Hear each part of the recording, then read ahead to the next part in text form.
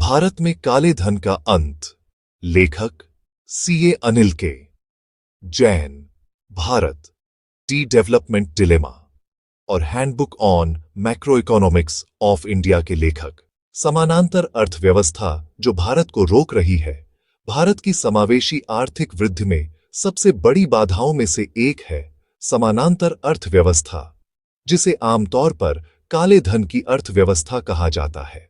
पिछले 7 दशकों में एक के बाद एक सरकारों ने इस बुराई को समाप्त करने के लिए अनेक कदम उठाए हैं। स्वैच्छिक घोषणा योजनाओं, माफी योजनाओं, नोटबंदी और करेंसी विनिमय जैसे उपायों के माध्यम से। परंतु सभी प्रयासों के बावजूद काला धन अब भी भारत की आर्थिक व्यवस्था को विकृत कर रहा है। मेरी पुस्तक भारत द डेवलपमेंट डिलेमा में मैंने उन संरचनात्मक बाधाओं का विश्लेषण किया है जो भारत की प्रगति को धीमा करती हैं। इनमें से सबसे गंभीर है काले धन से पोषित समानांतर अर्थव्यवस्था। यह लेख काले धन की उत्पत्ति, उसके आर्थिक प्रभाव, सरकारी उपायों और आगे की दिशा पर प्रकाश डालता है, विशेष रूप से 2 नीतिगत क्षेत्रों पर जहां तत्काल सुधार की आवश्यकता है। कानूनी खामियां जो काले धन को जीवित रखती हैं। भारत में काले धन का एक बड़ा हिस्सा केवल अपराध या धोखाधड़ी के कारण नहीं, बल्कि त्रुटिपूर्ण और अव्यावहारिक कानूनों के कारण भी अस्तित्व में है। मेरे विचार में 2 प्रमुख नीति प्रावधानों ने अनजाने में काली अर्थव्यवस्था को बनाए रखा है। आयकर अधिनियम की धारा 68 और अचल संपत्ति के लेन देन हेतु सरकार द्वारा निर्धारित डीएलसी जिला स्तरीय समिति दरें। दोनों का उद्देश्य अच्छा था, परंतु इनके परिणाम भारत की आर्थिक सेहत के लिए हानिकारक सिद्ध हुए हैं।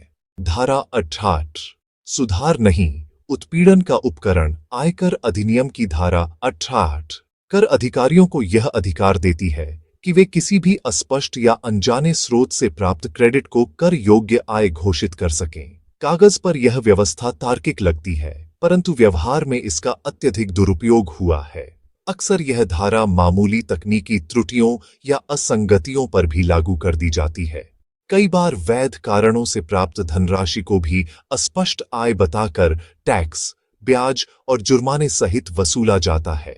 इस प्रकार का दुरुपयोग कर आतंकवाद, टैक्स टेररिज्म का रूप ले चुका है, जहां मनमानी कार्यवाही का भय उद्यमिता, पारदर्शिता और ईमानदार अनुपालन को हतोत्साहित करता है। आयकर अधिनियम की मूल भावना यह है कि वैध आय पर कर लगाया जाए। कर अधिकारी का कार्य आय एकत्रित करना है, न कि हर छोटे लेन देन की पुलिस जांच करना।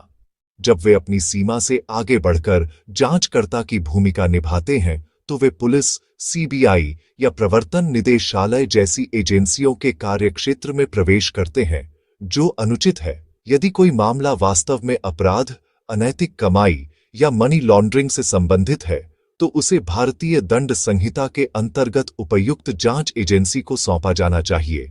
आयकर अधिकारी को कर संग्रहण की भूमिका तक सीमित रहना चाहिए। यह ओवरलैपिंग जुरिस्डिक्शन न केवल करदाताओं को प्रताड़ित करती है, बल्कि वित्तीय प्रणाली में विश्वास को भी कमजोर करती है। डीएलसी दर प्रणाली काली अर्थव्यवस्था को वैध ठिकाना। काले धन के प्रसार में दूसरा बड़ा कारक है डीएलसी जिला स्तरीय समिति दरों की प्रणाली, जो संपत्ति के सरकारी निर्धारित मूल्य होते हैं। नियमों के अनुसार हर संपत्ति का पंजीकरण कम से कम डीएलसी दर पर होना चाहिए। सतही तौर पर यह व्यवस्था काले धन को रोकने का प्रयास लगती है, पर वास्तव में डीएलसी दरें बाजार दरों से काफी कम होती हैं। यह अंतर काले धन को वैध संपत्ति में बदलने का कानूनी रास्ता बन गया है। संपत्ति खरीदने वाला व्यक्ति डीएलसी दर पर रजिस्ट्री करवाता है और शेष राशि नकद में चुका देता है।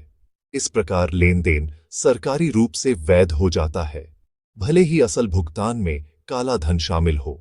यह प्रवृत्ति विशेष रूप से कृषि भूमि में देखने को मिलती है, जहां डीएलसी दरें वास्तविक मूल्य के छोटे अंश के बराबर होती हैं।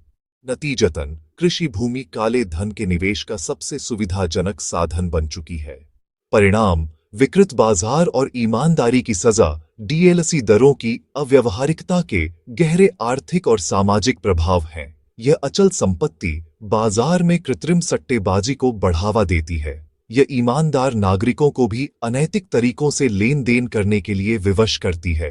यह धन असमानता को बढ़ाती है, क्योंकि अवैध धन रखने वाले लोग संपत्ति खरीद सकते हैं, जबकि ईमानदार व्यक्ति पीछे रह जाते हैं। विडंबना यह है कि जो प्रणाली रियल एस्टेट को नियंत्रित करने के लिए बनाई गई थी, वही आज काले धन को वैध बनाने का सुरक्षित ठिकाना बन गई है। व्यवहारिक समाधान। आगे की राह। समस्या की जड़ पर प्रहार करने के लिए भारत को या तो धारा 88 और डीएलसी दर प्रणाली को समाप्त करना चाहिए या उनका गहन संरचनात्मक सुधार करना चाहिए। यदि संपत्ति लेन देन को वास्तविक बाजार मूल्य पर दर्ज करने का नियम लागू हो और रजिस्ट्रारों को अवास्तविक मूल्यांकन पर प्रश्न उठाने का अधिकार मिले, तो रियल एस्टेट में काले धन का प्रवाह काफी घट जाएगा। क्षेत्रीय रजिस्ट्रार, जो स्थानीय संपत्ति मूल्यों से भली भांति परिचित होते हैं, संदिग्ध मामलों को जांच एजेंसियों को भेज सकते हैं, बजाय इसके कि उन्हें कम डीएलसी दरों के आधार पर वैध ठहराया जाए। इन सुधारों से संपत्ति में काले धन का उपयोग घटेगा, रियल एस्टेट मूल्य स्थिर होंगे और आम लोगों के लिए आवास सुलभ होगा तथा वित्तीय पारदर्शिता और ईमानदारी को बढ़ावा मिलेगा। इसी प्रकार धारा 68 का पुनर्गठन आवश्यक है। कर अधिकारियों को गंभीर अनियमितताओं पर कार्रवाई का अधिकार हो, पर उन्हें मामूली या तकनीकी त्रुटियों पर करदाताओं को परेशान करने से रोका जाए। उनका ध्यान केवल आय आधारित कराधान पर होना चाहिए, न कि प्रत्येक जमा राशि की जांच पर। निष्कर्ष। पारदर्शी अर्थव्यवस्था की दिशा में भारत की काले धन के विरुद्ध लड़ाई लंबी, भावनात्मक और राजनीतिक रही है, परंतु इसका वास्तविक समाधान किसी नाटकीय कदम या व्यापक योजना में नहीं, बल्कि सरल, तार्किक और मानवीय कर व मूल्यांकन प्रणाली में छिपा है। यदि भारत आयकर अधिनियम की धारा 68 और पुरानी डीएलसी दर प्रणाली जैसे दो प्रमुख ढांचागत अवरोधों को समाप्त या सुधार दे, तो काली अर्थव्यवस्था का अंत आश्चर्यजनक रूप से सरल हो जाएगा। ये सुधार भारत में काले धन के अंतिम अध्याय की शुरुआत होंगे और भारत को एक पारदर्शी, न्यायपूर्ण और समावेशी आर्थिक भविष्य की ओर ले जाएंगे।